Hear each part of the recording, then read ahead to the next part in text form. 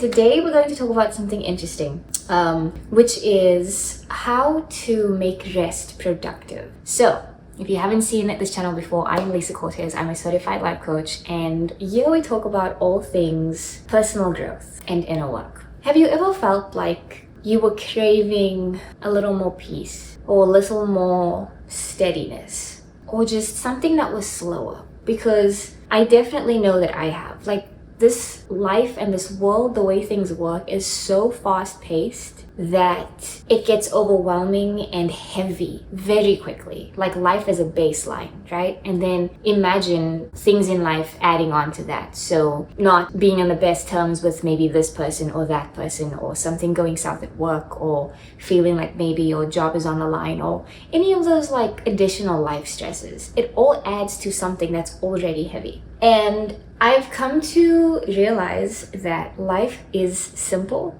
but the older you get, the more complicated it becomes. When we can at least be aware of that and aware of ourselves and the way that we carry ourselves through every single day of life, it helps.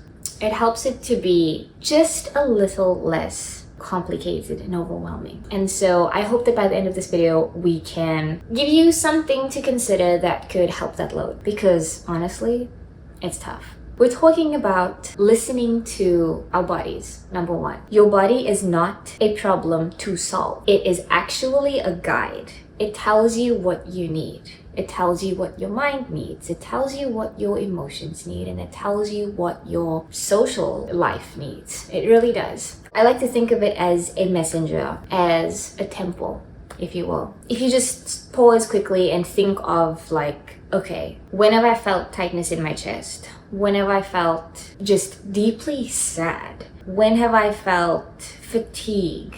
Like, I'm literally just dragging myself right now because I know that I have things to do, but all that I can do is drag myself through it. The reason that those things happen is not because something's wrong with you, number one. Like, it's because you are not a machine. I am not a machine. And we like to run our lives as though we are. And in a lot of ways, society sort of forces that on us, because you need food on the table, you need to get that job, you need to keep that job, then you need that promotion. It's always just a go, go, go, and never just a be. While it is difficult to enjoy that space of being, it is possible to find a balance between the go, go, go and the being. So I'm not saying don't do any of this. I'm just saying let's do it healthily in a way that's sustaining. We can start to think of what are some cues that our bodies give us that we can honor. One way to be intentional about that question, because we do live by intentionality on this channel, is to, maybe if journaling is your thing, then add another question, or maybe a question that you ask yourself once a week, every other day, where you just ask, what do I truly need right now? Like, what would feel kind to my body and my mind? Is it getting to bed earlier? Is it calling a friend? Is it drinking more water? To take care of our beauty. Like, did you do a hair treatment? Have you done a face mask? Do those things even make you feel good? And really pay attention to those types of little activities that pour in versus just constantly pouring out. Here's something that's really interesting. Like I said, we were not made to be machines. So I wonder, what if your weekends maybe incorporated Saturday as a day that's slower? A day where you're not pushing yourself. A day where you're not expecting yourself to perform or to be here and be there and do this and do that. It's a time to pause intentionally and actually breathe. Because sometimes we think that rest was made to be a burden, but really rest was made as a blessing to us. The God of the universe knew that we would not be able to act like machines our whole lives and still make it through. Even in the Bible, it talks about a day of rest, right? So what happens if we incorporated something that was designed for us, not against us, into a life that is so busy and so heavy? We spent time with family and we slept in a little bit. We didn't work that day. We genuinely allowed ourselves to just be and to not be lazy. It's not about that. It's to get refueled for the week that's coming ahead. What if? Again, it's not about falling behind. Honestly, it is more productive for us. When we are constantly on the go and we have to make it with little sleep and little mental capacity because we're just always going, we might think that we are productive. Number one, it's not sustainable over a long period of time. Number two, it actually slows us down, because if you think of your mind as, let's say, the internet, okay?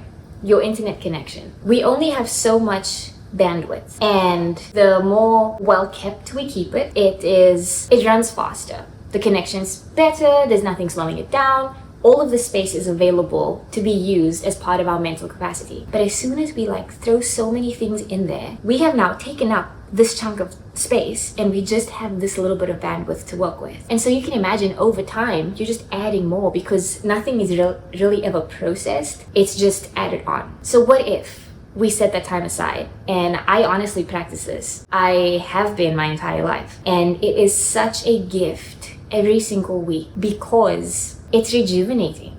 It sort of helps to manage that bandwidth, right? To clear it up, to make sure the connection's good, to make sure the space or the pace and the speed is good, versus just dragging ourselves around, because we aren't machines. We never will be. And we're doing a lot of harm to our bodies and our minds when we are pushing it to act like something it's not. Even the king of the universe rested, okay? He worked, he created this entire earth, and you and I, and then he decided, now I'm gonna rest.